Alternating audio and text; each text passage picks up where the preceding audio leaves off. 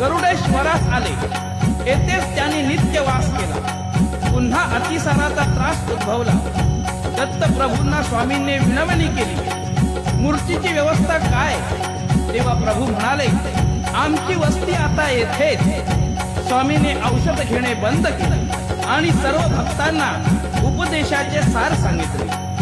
स्वधर्मावर निष्ठा ठेवून नित्य कर्म करण्याचा उपदेश केला आणि प्रतिपदेला दत्ताभिमुख